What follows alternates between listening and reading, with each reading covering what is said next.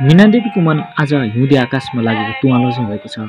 धुम्म र उराट उराट उनी चिसो ओछ्यानमा एक तमासले सुख सुकाइरहेकी छन्। जसै रात छिप्पिँदै जान्छ उनको मनको घाउ झन्झन चराउँछ। अतीतका यादहरू चलचित्रका रिल झैँ आँखा वरिपरि फनफनी नाचिरहन्छन्। उनको मुटु पग्लिएर आँखाबाट तप तप चुहिरहन्छ। अबेर उठेर अगेनाछेउ टुक्रुक्क बसिन्। धुवा पुत्ताएर सास फुल्यो। एक तमासले खोकिरहिन्। रातको सन्नाटा चिर्दै निस्केको उनको आवाज मझेरीमा ठोक्कियो। कहिले कुकुर गाउनै थर्किने गरी जोड जोडले भोक्न थाले। टाउको तन्काएर पीडित हेरिन् अनि बिस्तारै बोलाइन्, कहिले च्यो आइज, दुध भात खलास। उनको ममता उर्लिएर गला अवरुद्ध भयो, बोल्न सकिनन्। कहिले कुकुर उनको आङमा आएर लडीबुडी गर्न थाले। मायाले सुमसुमाइन् अनि मैलो पछ्यौराको फेर्ने आँसु पुछे।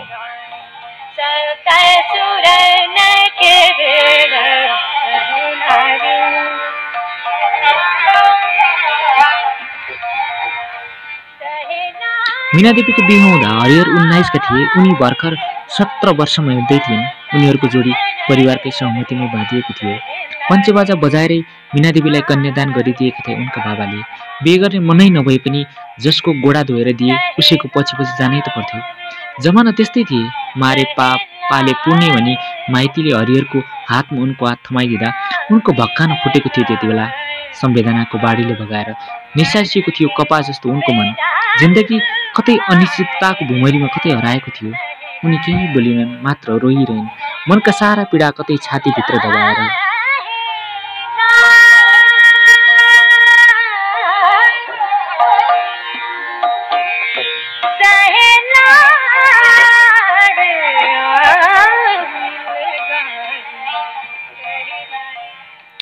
छोरीजेलीले पढ्ने लेख्ने जमाना थिएन त्यो। त्यस्तै नियतिमा हुर्की मीनादेवी पनि घाँसपात चुलो चौको गर्दै बालापन बिते। गृहस्थमा फसिन्। घर परिवारको चाकरी गर्दै जिन्दगीको नयाँ अध्याय सुरु भयो उनको। हरिहर एक्ला छोरा थिए कृष्णप्रसादको। उनका 4 दिदी बहिनी उमेरमै घरबारे भए। आमा अकालमा बितिन्। बुवाले अर्की दुलही भित्र दुःख पाएकी एउटी पाउनी उनकी नयाँ दुलही बन्न आएकी थिइन्। मीनादेवी उनकी बुहारी। जसो तसो घर गरेर खाएका थिए। खेती किसानी मेलापात सबै मिलेर बसेकै थिए।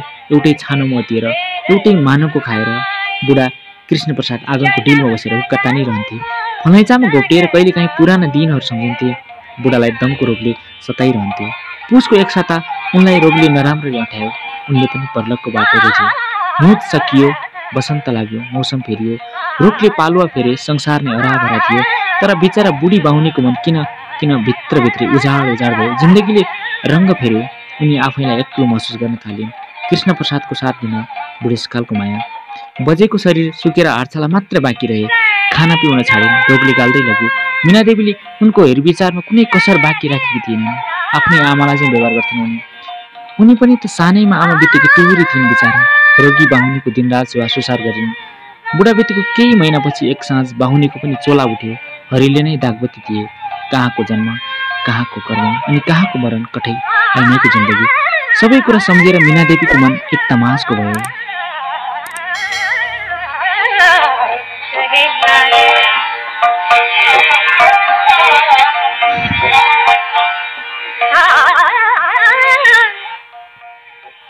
समय कहाँ सधैँ एकनासको हुँदो रहेछ। सधैँ उतार चढाव, सुख दुःख, हाँसो यस्तै जिन्दगी यसैको अर्को स्वरूप त रहेछ नि।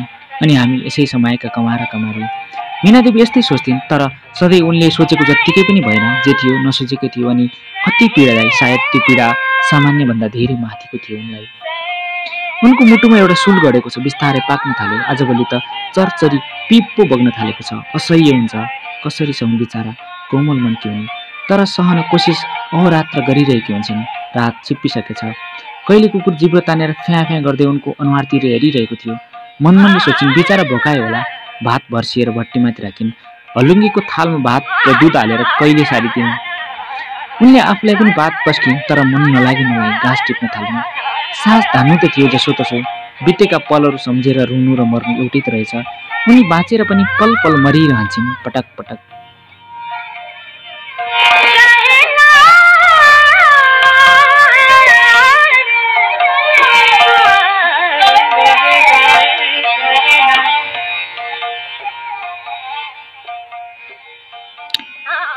दैवको लीला पनि अपरम्पार छ। बिहे भएको कैयौँ वर्ष बिते, हरिहर र मीनादेवी लोग्ने स्वास्नीता भए, तर बाबा आमा बन्ने दिन कहिले आएन। उनीहरूका सन्तान भएनन्। एउटा दम्पतिको अगाडि संसारका हजारौँ हजार दुःखभन्दा त्यो दुःख अति नै पीडादायी हुँदो रहेछ सायद। भोगेपछि यस्तै महसुस गरे उनीहरूले। अनिद्रा रात बोकेर कैयौँ प्रहर छटपटाएर बिते, ईश्वर पुकारे, तर दैवले उनीहरूको चित्कार सुनेनन्। गाउँ समाजमा कुरा काट्नेहरूको कमी थिएनन्। वचनका तीरले रेटेर त्यसैमा नुनचुक छर्किदिन्थे। पीडाले उनका आँखा कहिले ओभाना भएनन्। पतिको अँगालोमा पत्र पत्र भएर छताछुल्ल हुन्थिन् उनी। पतिदेवको प्रिय अँगालोको स्पर्शले पनि उनलाई न्यानो बनाउन सकेन, बरु भत भत पोलिरहन्थ्यो भरभराउँदो आगो भनेर। एकैछिनमा मीनादेवी मैन्जै पग्लिन्थिन् अनि हरिहरमा एकाकार हुन्थिन्। हरिहर उनको धड्कन चाल सुनेर विचलित हुन्थे। आधा रात एवं रीतले बित्थ्यो अनि उनीहरू निद्रादेवीको काखमा लोटपुन्थे। धेरै थोक भएर पनि केही नभए जस्तै, सबै भएर पनि कोही नभए जस्ता असहाय प्राणी भएर उनीहरू एक अर्काको अनुहार हेरेर ग्लानीले हर दिन ग्रसित हुन्थे।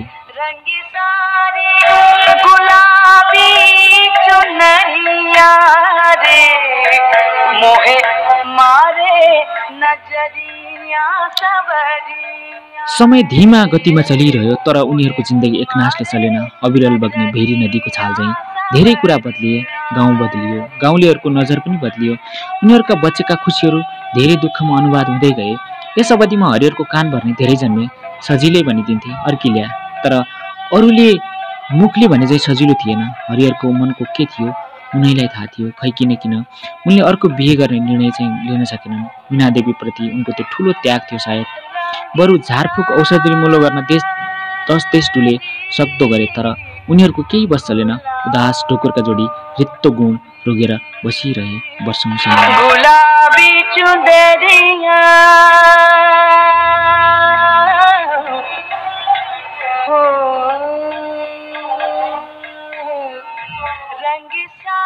वर्षातको समय, साउनको महिना, एकनासको झरीले वातावरण एकदमै भयानक हुँदै थियो। कालो बादलले आकाशमा साम्राज्य जमाएको हुन्थ्यो। साउनको महिना हरिहर कोदालो बोकेर घरबार निस्किन्छन्। उनलाई कहिले कुकुरले पछाउँछ। दर्ते खोलाको पाखोमा उनीहरूको खेत थियो।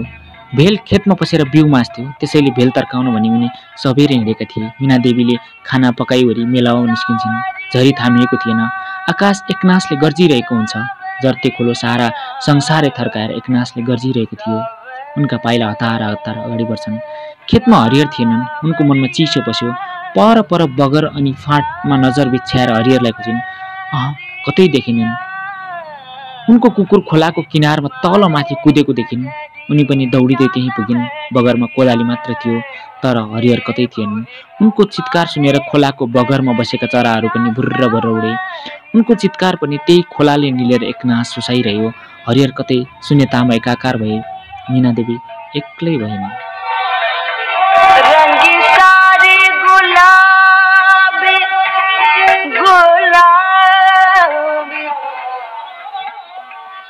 मीनादेवी एक्लै भइन्, त्यही जर्ते खोलाको बगर जस्तै। त्यस दिनदेखि मीनादेवीको गह कहिले ओभाना भएनन्। अधवैँसे थिइन्, अहिले बुढेसकालले छोयो। माइती घर पनि धेरै बिरानो भएको थियो। अब त्यो घरमा न माया गर्ने आमा थिइन्, न उनको पक्षमा बोलिदिने बाबा। भदाभदैनी पनि बिहे गर्ने ठुला भइसकेका थिए। सधैँ माइतीको पासो भन्न सकिन्, बगरको ढुङ्गो भनेर त्यही जर्ते खोलामा हेलिन पनि सकिनन्। स्वास्नी नभएका एक दुईजना बुढाहरू उनलाई साथ हिँड भनेर पनि आएका थिए। सोचिन्, आजसम्म जतिसम्म जिन्दगी बाँचे पुग्यो, जसको लागि सारा जिन्दगी सुम्पे, उसैले छोडेर गए। यति दुःख पाएँ, अब किन अरू दुःख बेसाउँ? दृढ मनले अठोट लिइन्।